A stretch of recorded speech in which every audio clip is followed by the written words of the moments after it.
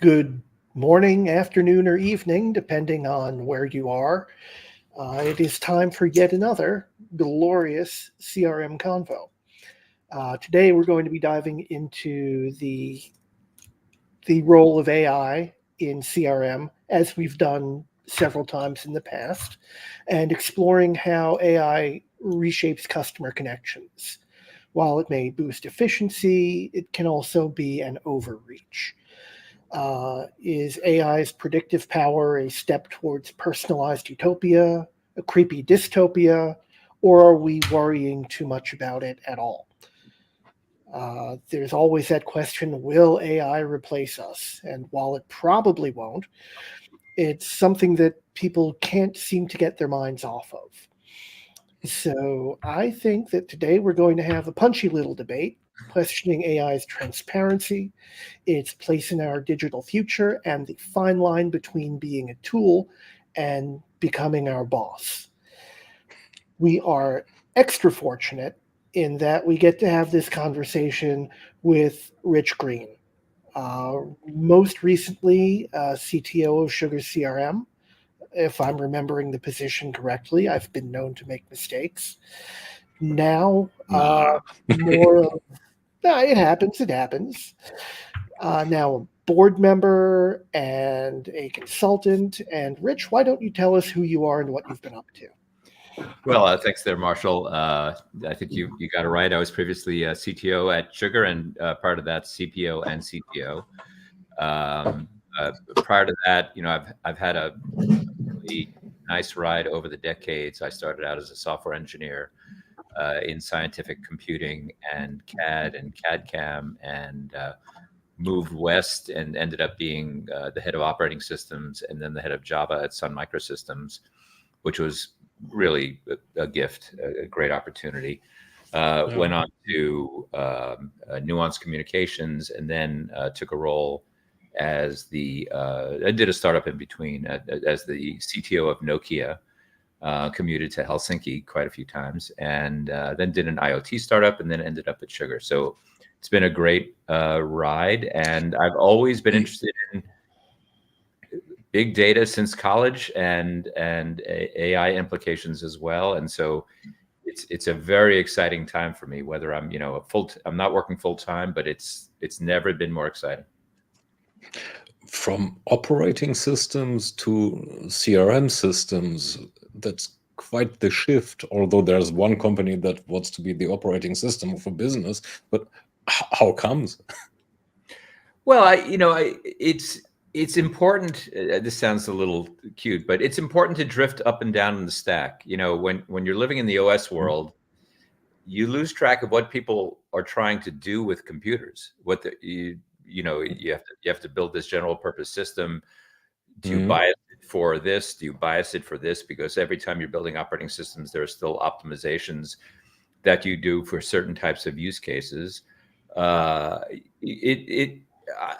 most levels of computer technology, there's always exciting things to do and learn. And I looked at CRM as a platform, not just an app. And in that regard, it's just another layer of the computing world. Well, we agree. Well, thank you everybody for tuning in. No. We can't agree too much. That's not the point here. We need some controversy here. All right. So if we're looking for controversy, let's go straight to the heart of it. Where do you see the benefits of AI in CRM? Are there any benefits? What is CRM? And what's CRM? What is CRM? Well, first of all, it's a little diffuse, but I think of a little, the CRM world and CRM technology is a bit like an onion. There are lots of layers, but at the core, it's tools, technology, and processes to assist organizations in growing their business in the front office, right? It's not a back office thing. It's not manufacturing, not ERP. It's a front office thing. And at the core of the onion, it's how do you get more customers? How do you sell to them? And how do you keep them? And how do you take good care of them? How do you service them? And those are the three big things at the root of all CRM-ness, right? And you could isolate each piece, but they're really a continuous process, a virtuous cycle when you connect those dots properly. And so that's what I look at as what CRM is. It's not just software, but it's the software to enable people to do their job well. Now that you are saying onion, Marshall just made an internal comment, which is quite fitting. So Yeah. I mean, like if I look at CRM implementations over time that I participated in and that I was guilty of, or systems even that I'm guilty of or part guilty of, yes, it's an onion, and onions have the tendency to make us cry. So isn't that true for CRM systems too?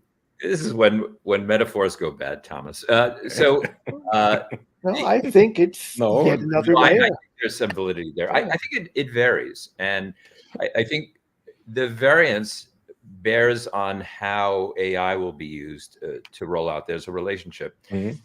In areas of CRM where there's a lot of structure, in particular in marketing automation and in customer service, things work out pretty well in CRM deployments. In sales, where there's a lot of variance and it's a less structured operation and there's a lot of human wants and needs, and the people on the line feel often like they're using CRM to serve their bosses rather than to get their job done effectively, although I think that's improved over time. That's when you see a few more tiers. And so, often people look at CRM and go, that's Salesforce automation or sales automation. And in that space, it's the highest variant, the most checkered data model, and the biggest struggle and the desire for extreme customization, because the humans involved are sure they know better, and they want to customize the CRM to fit their needs, so much so that it can become a calamity. But you don't see that as much in marketing automation and customer service, and that reflects on the use of AI as well and how productive it can be. When you look across that spectrum that I just cited, there are two ways to look at it. One is, CRM, and this is a Clintism, but CRM is, a system of engagement and a system of record, right? So it's two layers. But as an operating system person, I also look at it as, in each of these three things, what is the read-write ratio in marketing automation and Salesforce automation and service? So that is, how often are you reading from the system versus writing to the system? And when you think about LLMs, for example, which are, first and foremost, excellent at content creation, they're great at analysis and things like that. But from a content creation perspective, you look across this spectrum and go, where is the right ratio higher? Where are you going to be creating content? And in marketing automation, that ratio is well served by AI to create web pages and marketing content and things, and its impact should be enormous there. And similarly in customer service, when you're responding to customers, you're creating content or you're synthesizing from documentation, you're creating content, and LLMs in particular, less so predictive analytics, are profoundly valuable. It is a little less, not clear, but it's a little less, is a little more balanced in terms of reading and writing in the Salesforce automation, and that's where you get into a model of, well, how do you use LLMs? And it's more for an agent to assist you in analyzing information, in reporting information, less so about pure content creation. Now, a system that is helpful better gives more than it takes, means the read-write ratio should go more towards the read. So in how far does AI help there? Well, various functions. I push back a little bit, which is, it depends on the use case as to how much you have to read versus write, right? And like I said, in marketing automation, there are hordes of people hired to create content, to create web content, to push things out, and and then a small team to analyze those results and turn that back, either turn that back for improved content and or handing that off with some analysis to the sales organization. In the sales organization, there's a lot of analysis. There's a lot of read-centric work to be done to go figure out what is going on. How do I look at this information? Is there anomalous information or predictive information that can help me? And in that regard, you want AI to be your assistant, your wing person, to be with you, to ask it questions. And it's more of a late binding thing rather than create all these pre-canned SQL reports. What AI can really do is just, when you have a question, just ask the question and have it answer that for you. And that's a read-centric view versus, micro campaign content creation that a sales rep might want to do. I think it's to some extent a question of how much of the work the AI is capable of taking on. In marketing, as we've said, creating campaigns and content therein, that's very much one side of the coin. You're focused on the campaign. Customer service, you're focused, you'd think you'd be focused on the customer, but really you're focused on their problem. So you can look back and, get information to help you from the AI. Sales, you're focusing on a deal, and a deal is a person, or it's exemplified by a person. And when you're actually having that back and forth, there's less room, in your head to look at AI content to bring it into the discussion, at least when you're having a live conversation. Well, I would tend to agree. That's why I think, there's a couple of things. For the individual sales rep, it's a deal. For the sales leader, it's the aggregate of those deals. What has happened in the aggregate in this quarter? And in that regard, that analysis tool that AI can provide, both in terms of predictions and anomaly detection and explanation and reduction, can be extremely valuable. For a rep, preparing content for a discussion, writing emails to customers, getting backgrounders on individuals and their predispositions, doing a lot of the scut work that a human would have to do.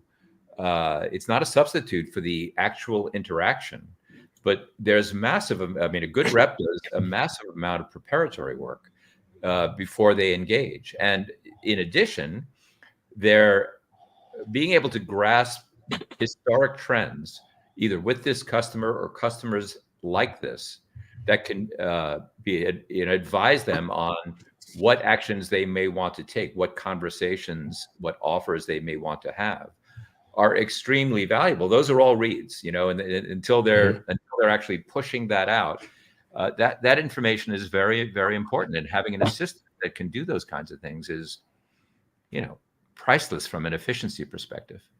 I'm glad you mentioned sorry, Thomas. Oh, now it's your turn. Oh, okay, it's my turn. I'm glad that you mentioned the amount of prep work that a good salesperson should be doing. And that's one of the other things about AI is it's often used to get new people. Doesn't have to be in the sales department, but to get new people in general up to speed, to get them to the level of general competence. So, Thomas, do you find something? No, just go on. Just have a thought in my tiny little head that might come about sooner or later. Well, Marshall, I certainly think that, again, as your wing person, the opportunity to use an AI to accelerate your learning is profoundly valuable. That's a low-brainer. But even when you are, a full-fledged member of the sales organization, accumulating background information, preparing for meetings, et cetera, analyzing the results of meetings, culling over email interactions and extracting the essence of what those discussions have been, so you don't have to spend endless hours reviewing stuff, both reports, buying history, et cetera. That is really valuable regardless of your level of competency or knowledge about the business. And I think it's all good. Is it? Question mark, because those AIs have a level of knowledge. So, and if I'm looking, for example, also at the marketing writing done by LLMs, AIs, that has, to me, the reek of instant mediocrity. So they are getting only so good. So, and if I now think, shuddering, that this technology trains my people, that they can be trained up only to some level, which can't be a really good level then. Or am I off the mark there? I'm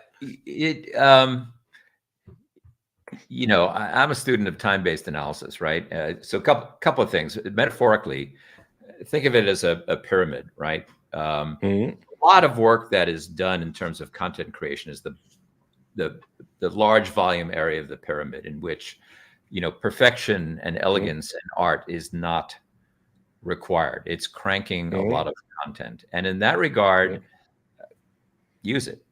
Go for it, right? And at the top is where humans today provide the immensely differentiated value that only humans could do. So when you think about the area of that triangle, you can cover a lot of the area with a machine, but it's not going to replace everyone. However, be careful there, because we're very early on, especially in the LLM space, in terms of its ability to take in information and create content, or do analysis, or provide advice. And your remarks are valid for now, right? 6 months from now, a year from now, 2 years from now, I suspect you'll agree that the line in the pyramid of moving up in terms of its competency will continue to rise. And will it ever get to the top and fully replace? I'm not going to argue that. But there's a difference between an instantaneous snapshot and a trend. And the trend is certainly for that line to keep going up. Will that be accepted? So, but because we are usually reacting on the right now and transpose that into future. So what people do see right now is lots of noise that gets generated automatically that doesn't really add value. Then doesn't that create some prejudices that then will be just traded on?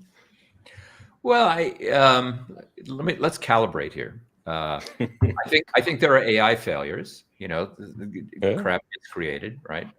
And then people have to step back, and the smart ones go, "How do we do this better?" The dumb ones go, "Well, we're going to give up," right? Because if you don't have a sense of inevitability here, your business is going to fail. You must turn to AI to help drive your business, or else, right? And hey, I don't like gravity either, but somehow you have to cope with it. It's like gravity. It's some gravity is good. Imagine there wouldn't be any. And a little less than I could jam, but I wish I could jam. But so mistakes are made, and they have to be corrected. But the trend line, again, over time, the trend line is for the quality of the responses to improve. At the macro level, there's going to be enormous disruptions in businesses, and I'm not cheering that on. I'm not against it. I'm just an objective scorekeeper. I was listening to a podcast that I like a lot, a very sort of business tech podcast, And the head guy, he referred to AI as Ozempic for businesses, right? It allows businesses to slim down, frankly, headcount and spend, and still be very, very productive, maybe even more so. And we're going to see this very broadly. It's inevitable, right? It's happening now. It's beginning to happen, and it's worrisome, but it's also inevitable. And as the quality of the content and analysis, et cetera, the use cases of AI permeate an organization, you'll see that a company can do plenty with fewer humans. And I'm not cheering that. I'm just being an objective judge of what's happening. So you are currently right now doubting the AI company narrative that says man augmented by machine. Well, it wouldn't be a smart move for a CEO to go, we're bringing in AI and it's going to replace half of you. That would not be a great message for your organization, right? And so the public message in most companies is it's your assistant and it'll make you all profoundly more productive. But the question is, can you harvest all that productivity and continue to keep the headcount that you have? Or will it start to offset some of the spend in humans? That's not a message that people are going to be publicly citing and advocating, but I don't see how it can be avoided. And I think it's going to be an S-curve kind of thing. It's slowly happening here and there. It's not a profound impact. A year from now, I think you'll be riding the steep part of the curve, and increasingly so for quite some time. Now, I'm sorry to be the bearer of a bad news, but well, it doesn't have to be all bad. We'll call you Cassandra from now on. I've been called worse. So yeah, Marshall, yes. Yeah, it doesn't have to be all bad. There's the hope that freeing people up from the busier work they've had to do may create new opportunities. Undoubtedly. Now, technology has throughout history ended certain professions, but it's created new ones. Yes, you're spot on. I agree with you that in over history, now AI is different. New and special. I'm not saying it isn't. Right. It's not like, the web was invented. It's something more profound.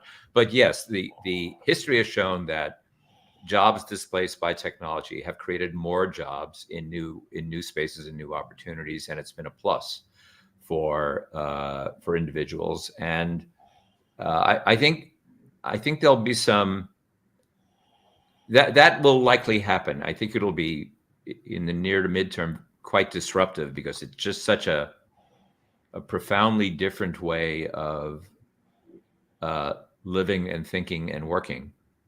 But if history, if past is prologue, Marshall, I hope you're right.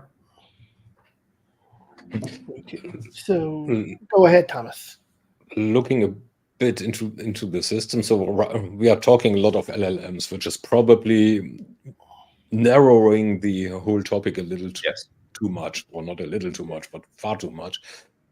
We also have this old school of AI systems that does analysis, pattern analysis, predictions, prescriptions, probably even sooner or later. So, which brings us to the boss topic. So, where's the boundary case between a good prediction and when does a prediction become a prescription? Well, I think you make a very good point. I think there's the smart companies will harvest the technologies of anomaly detection, predictive analytics, and LLM technology, right? So imagine you have an AI and it's looking at your pipeline, and it can find things that, based on deep analysis and history, just look wrong, right? And I gave a talk to a bunch of CEOs once. Imagine you were required to do that yourself, and so imagine visualizing, hundreds of spreadsheets that are the z-axis of the spreadsheets are that the changing business climate over time. It's for every slice in the spreadsheet, it shows your accounts and your projections for things. And you're supposed to, as a human, look across all these things and imagine what is working properly and what is not. And that's where anomaly detection for AI comes in. It just says, look, this is really weird. We have to look more closely in this. And prediction is based on this. These things are likely to happen, right? What you can then do with LLM technology is go, well, what can I do? What should I do, right? What has worked to solve this? Give me 3 solutions to the situation X that my predictive engine or my anomaly detection engine has provided. I think coupling them together in a digital, under the covers operating system like workflow will be extremely valuable. And I don't think anybody's cracked the code there yet, because there's a lot going on, right? There's a lot in terms of analysis and predictive and neural networks, and then bang. But that's the AI pipeline that I see to be very valuable on the business side, among others, business side in the near future. We already have systems that do next best actions and the like. And what we see also, especially in sales, but also in marketing and service very much as well, we see a lot of time pressure. So this means that there is this recommendation of the system, which is a recommendation, which puts the onus of responsibility back to me, that I all of a sudden, without any checking it, I just follow it. I just do it. This is what the system says. Let's do it. Next case, next situation. And all of a sudden, the recommendation becomes a decision, which makes, without even this combination of subsystems that you mentioned, already makes a prescriptive system just by how it's being used. So what impacts do you see from there? So because all of a sudden we have liability issues, or may have liability issues, minimum we have ethics issues. Who is responsible if that is wrong? What the system tells me. And a couple of points. I'm sorry to cut you off, Thomas. No. Cut him off. Cut him off. No, I like Thomas, and he lives near me, so he probably knows where my house is. So no, I don't. A couple of points. I think you make a point hidden in your commentary, which is this is happening now. We have next best action systems. They're fairly archaic. They have pre-computed options, and then based on a set of values, they spit one out as, here's what I think you ought to do, and it's it's valuable to very junior people who, to Marshall, to your point, who are just being trained and may not have the experience, and so it spoon feeds you the here's what we recommend. So that's an instantaneous problem, Thomas, which is, did it get it right? Did this junior person end up doing something goofy by rote following instructions that are spit out by a decision tree engine? And there is risk there. Now we're raising the bar and saying this is a much more closed system, but it's also more deeply informed, right? It has a lot more historic information.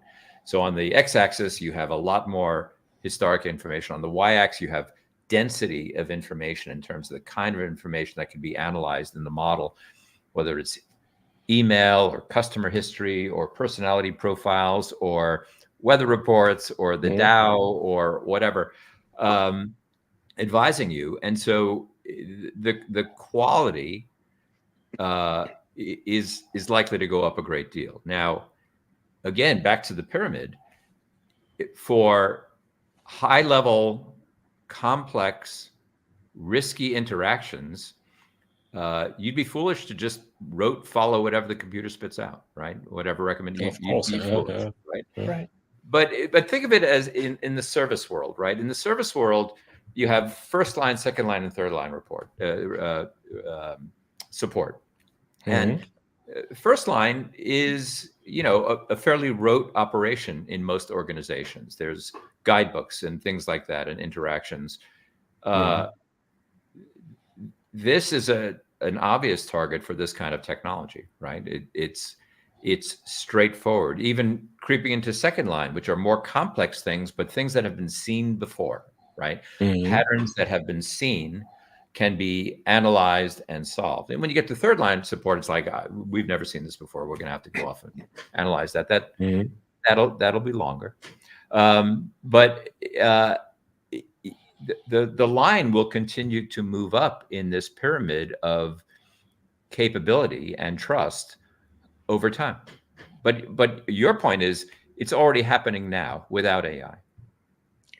No, well, with archaic AI. So because of pressure that people are under. I need to decide this right now, and I don't have time to analyze it. System says this, just go for it. So, and this for the business probably creates some liability issue. It probably does. I mean, I'm not sure I would use it to manage my nuclear reactor, but yeah, maybe. The question is, and you would have much more information on this than I, since you watch the landscape. What's the batting average of these systems? Remember, it's like running from the bear, right? I don't have to run away from the bear. I just have to run faster than you, right? The old expression. And so you just have to do better than the human. You don't have to get it perfect, right? So in your experience, as you observe people using these systems, does it do better than people? Does it do better than people for a given unit of time? Or are people really screwing up by relying on these systems? I can imagine for basic cases like first line support, certain marketing automation cases, certain basic sales things, it would do quite well. But you guys are the experts, you and Marshall. Oh, and first line support works well.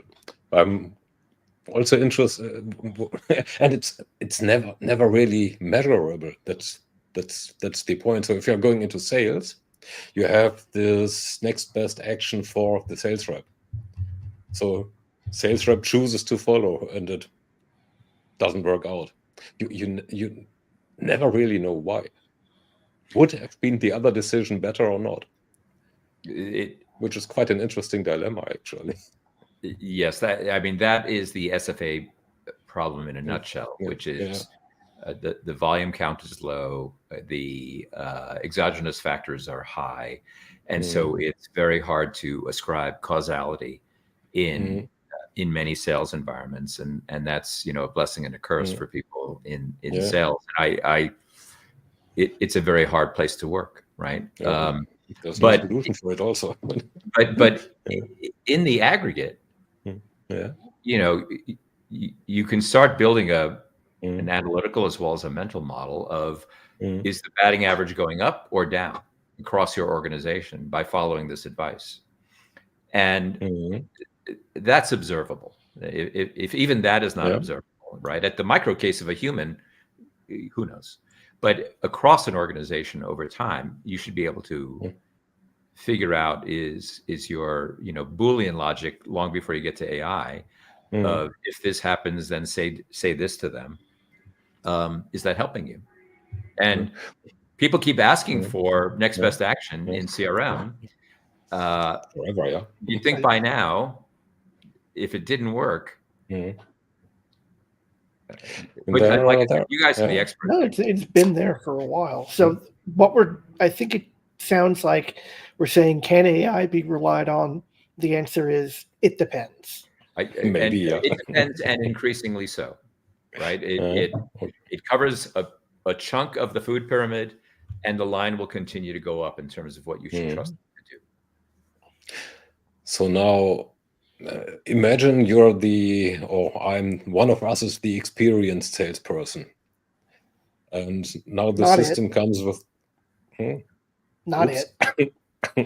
I'm not the experienced salesperson. You are. We'll take you as the example now. No. You asked for it.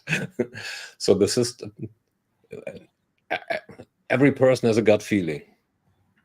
So especially if there's experience, it's almost guts then, right? So you don't really think about it. You just do what seems right.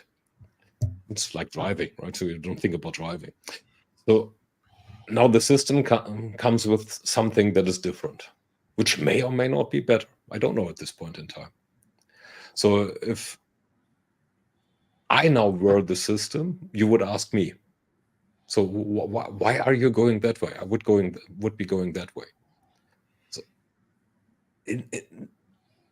when do you think, or do you think that the systems are already able to explain their rationale or inference? Technically, it's an inference in a way that, well, I can understand the difference and then make an informed decision whether this is really better or not. Well, explainability is still a challenge in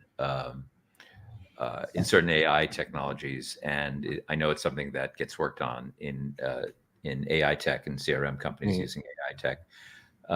But you may be over zoomed in terms of the use in CRM and SFA, where for an experienced sales rep, in the short term, the time saving opportunity for content creation and data reduction.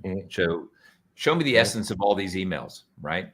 Author a response to this, generate a proposal for this. Even if you're editing it, don't just do it blindly. Just put this stuff together for me. How much time does that save? Half of your work week? More? And that still leaves the experienced sales rep in the decision-making chair. So zoom out a little bit, and I think you can see that the tools are profoundly valuable for even rock star sales reps. Now, when you start zooming in and go, give me your next best action. It is certainly true that I would be very cautious about weighing that against my intuition.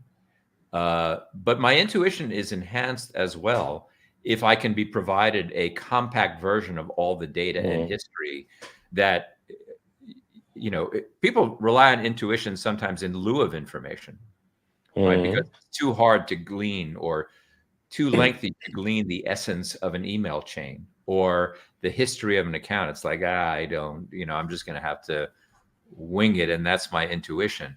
Intuition will be radically better informed by the ability for the read side of AI to fill you in on information that you otherwise either couldn't glean or would take too long to glean or, don't have the time.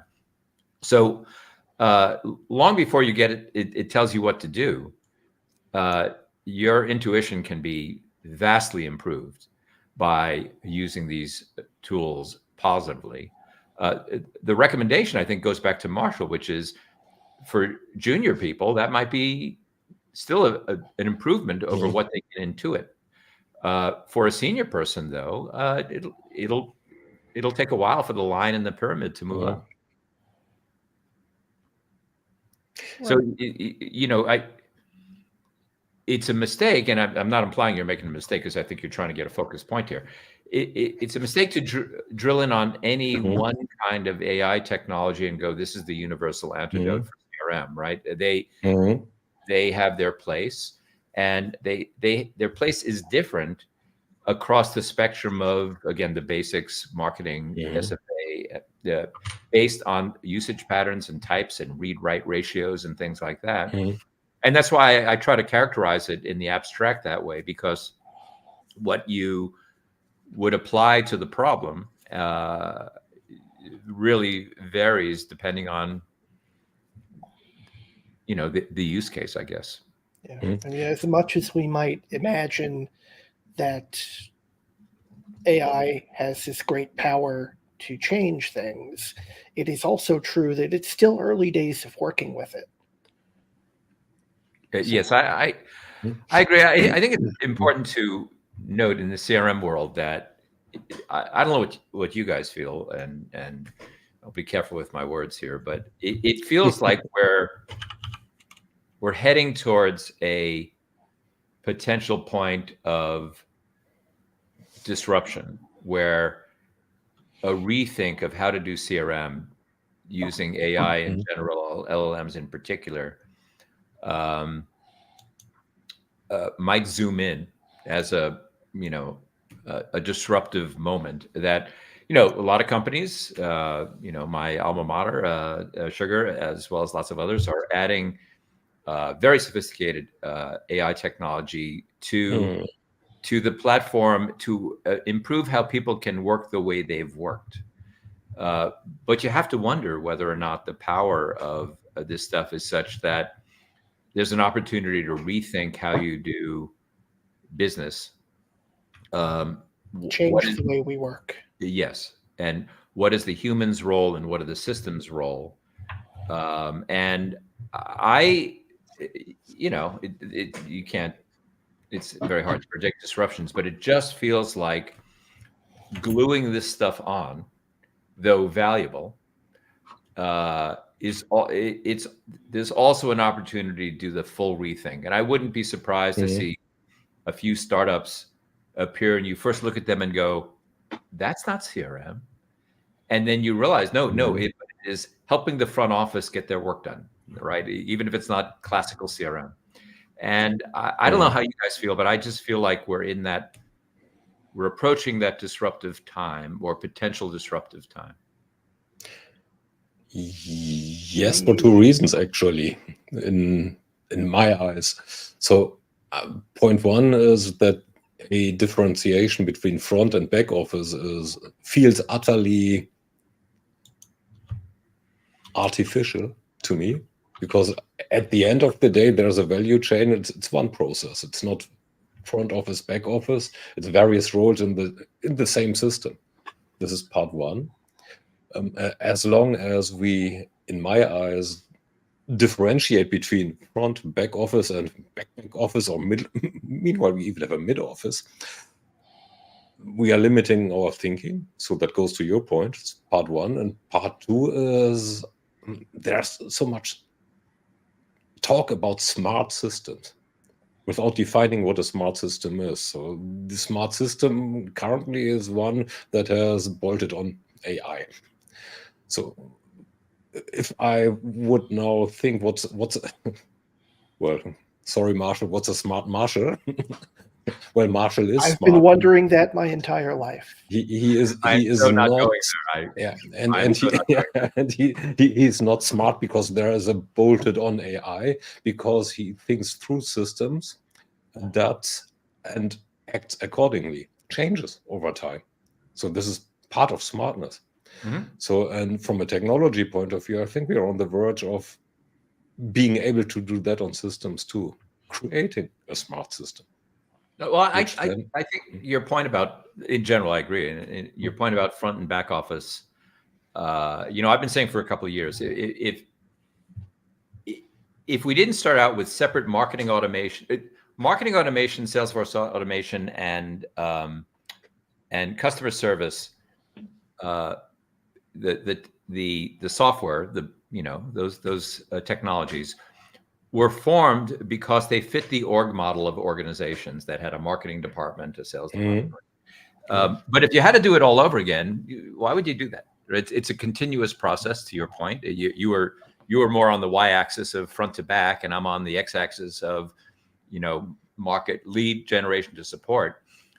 It's just a flow with recursion, And you wouldn't have those hard handoff barriers between organizations and technologies to do it. And I think part of the rethink is turning that into just a plasma of actions that are not necessarily at all linear. And your point about doing it front to back, I think, is equivalently valid. Well, that's time, I think, to pivot to the other side of this discussion. We've been looking at it from the back office, front office point of view. What about the customer? Where does AI improve the customer experience? And where does it become no longer an improvement, but an imposition? And you isn't. Well, that's a good question. Again, looking across the three segments, there's no doubt that people in the last couple of decades are increasingly impatient, right? And so speed of response is extremely desirable. Having a machine be able to produce a near instantaneous response to your questions, to your problems, to a response to a marketing email, and then get back to you very quickly. Attention spans are, asymptotically approaching zero, but close. And being able to do rapid responses that are well informed, I think, are incredibly valuable. And so the closer you can push an AI to that customer interaction, again, acknowledging the level in the triangle of good enough, you have an instant win from a velocity and response time perspective. So, and people will always welcome that. In addition, I think we've learned over the decades, recent decade at least. I hate to say this because I'm an introvert, so this is easy for me to say, but people don't want to talk to people anyway, right? The only time you pick up your phone is if it's somebody you know, and even then, you hope they texted you beforehand saying they're going to call, right? So having an interactive response that may be a machine, but I don't care. As long as I'm getting the information I have, it's non-intrusive, etc. I think increasingly and already people welcome that. Now, I think the subtext of your question, Marshall, is if the information you're getting from the AI is garbage, then frustration wins, and you lose the customer or you lose the prospect. But it's about batting average. Can it do well enough to compensate for that? Because the interaction model of a bit apersonal is welcomed, and the response speeds are welcomed. So the other thing I talked about before is another pyramid, which is, at the bottom of the pyramid is consumer level purchases, $5, $100, $1,000. You're buying an iPad, right? In the middle, you're buying machine parts. And at the top, you're buying, Boeing 787s, right? Dreamliners. We're not going to see Dreamliner purchase experience be automated anytime too soon, right? And that is a very personal, very interactive, very long process. You're not going to buy it like you order an apple from Apple. So we're talking about moving up from the bottom, and these interactions in the low and mid grade are where this stuff is most applicable. So again, there are no black and white rules because there's such variance on so many fronts. Where do you start? Where do you see it flowing? Whereas we are seeing the automation moving up already. So I mean, it's looking at cars, for example. We have configurators basically well, forever almost. And the first manufacturers already making it possible to just buy your car online, to configure and buy it online without going to any showroom. So why not doing it for a Dreamliner sooner or later as well? It's Well, I think just more expensive. The or later matters a lot, because I think there's a lot more to buying a Dreamliner than the configuration. It's a lot about price and relationships and long-term trust and things like that. But when it comes to machine parts, for example, in manufacturing, how much discussion do you need, right? Can you have, my machine negotiate price with your machine, and can my machine take the specs and turn it into something? And can I use the history of what you purchased to come back with a proposal of what you might want in the future? Sure. I'm just not ready for the Dreamliner thing yet. Well, where would you keep it? Exactly. Well, it doesn't fit into my garage, at least. Right. An ugly Dreamliner buildup. Yes. But this whole conversation goes into basically another topic, because how do we interact? And what humans are typically doing is they are, conversing. They're talking or writing, which is not the metaphor that I usually use when I'm sitting in front of my machine. So which, in all likelihood, if I think that on, will change the interaction, the way of interaction between businesses and customers, prospects, name the other stakeholders. So in how far do you foresee that? That, for example, the website basically becomes the chatbot becomes the website. Yeah. Well, how to answer this? I have a sense of it. I'm just not quite sure how to put it in words. Business has a history of being a very human relationship thing, but it's not necessarily needed. Humans have to interact at a social level, at a personal level, family and friends, things. Your colleagues and associates at work. And look, I'm not a sociologist or a psychologist, so I'm just a nerd. But Viva la nerd. Oui. So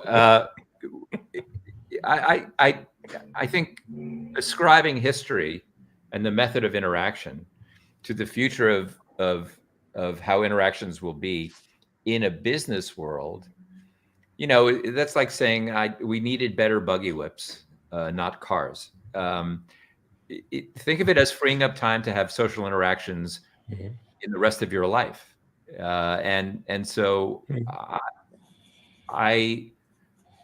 you've already seen people who live on their phone and they don't talk as much, and it's not necessarily a good thing. I'm not implying it's good based on the evolution of humans, but the history of how business has worked isn't something to cling to, right? There's something much more broad than that, and I don't worry about that. I mean, what I do worry about in this regard is a more general concern, which is technology, and now AI technology in particular, because it's evolving so quickly, and it will soon evolve itself even more quickly, is moving ahead at a rate that is incomprehensible to humans, right? The rate of human evolution is how many orders of magnitude, 10 to the 9th, right? Whatever, pick a number, 1/10 to the 9th, compared to how machines are evolving. And that gap is the root of your question and many others, right? Which is these systems and these models, these assistants, these overlords, I'm not going there, but are evolving so quickly. It's even for the most brilliant, right? And I ain't, but I know some. They're in wonder when they see how some of these, in this case, LLMs perform, they're in wonder to go, I have no idea how that's happening. I have no idea. And the risk is that separation more broadly. The rate of evolution of digital devices versus wetware is shocking. And I don't have a prediction. I haven't a clue how that works itself out. Yeah. So I mean, it's a platform technology. So I have a dystopian idea how that works out, but we have to consider the dystopian things to avoid them. So, yep. I'm not going to the dystopian space. Look, we have to be cautious, and we have to observe what's going on. I'm pained because a lot of the ways to avoid this is having a more educated public, and that seems to be a challenge these days. And so, who are you asking to help in this problem if you can't rely on the very users to become more educated? But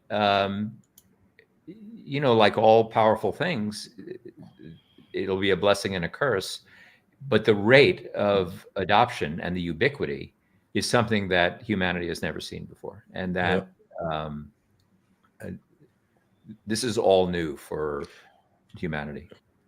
But doesn't that require an extensive focus on explainability? Because I mean, all of us are quite uneducated, and it's those brilliant minds that you just mentioned are not only in awe about what the things can do, they are oftentimes also scratching their heads about what the heck the system just did do, which was totally and utterly unexpected and wrong. So, well, and wrong is questionable, but here's my concern about that. In the near term, okay, that's true. Yeah, that's cases, true. Well, utterly different. Yeah. Yes, you picked. In the world of CRM, which we're talking about principally, but we're drifting here. Explainability is something that is more reasonable to expect. But more broadly, I apologize in advance for this bizarre metaphor, but imagine aliens came to Earth and they have nothing in common with humans, and you ask them questions, they gave you answers, and you ask them how they figured that out. And whatever they said, you would not be able to understand, because the way they're wired would be so different. And that's what we're experiencing here increasingly, that it will not be explainable to humans, right? In the large, CRM problem. Yeah, I looked at the data of this and I looked at that. But for, how did you figure out this planetary movement? Or how did you determine how to win at Go? Or how did you come up with this model? What is the basis of this model for this atmospheric or meteorological prediction engine? It may not be explainable in human terms. It is not operating the way humans operate. And to quote an old CEO, it's just like, get over it. Show all work in the Blue Book exam. How'd you come up with this answer? That's going to go away. Sorry. But if it goes away, what happens to repeatability? I thought you were going to ask a different question, which is, how can you trust it? And that goes back to batting average again.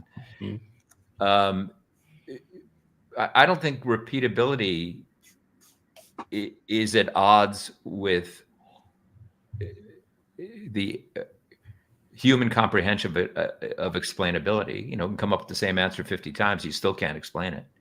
And I think we're already there, but we're going to really be there in a year or two, which is, there is no way, even if there was a method of explaining it, there was no way that a human could inhale all of that complexity of analysis to comprehend the explanation.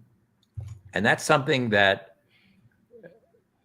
is going to be painful to stomach, right? Which is, I have to trust this thing. I have no idea. And every time I ask it to explain itself, I get lost, but I'm going to trust it. Well, it's like the expert, right?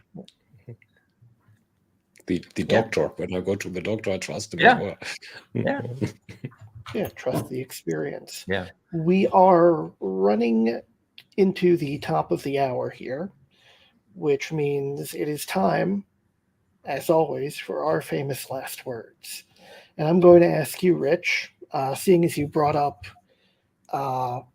things that may happen in the next year or two, what is the most potentially exciting or worrying development that could happen with AI over the next year? What are you looking forward to, or what are you fearing? Well, I'm not the fearful type. Actually, let me express some short-term fears. The misuse of AI in terms of generating very believable but false information that can affect mass opinions. Yes, but mass opinions I'll go with. I think it's here now, and in short months, the world is going to get very complicated and very worrisome in that regard.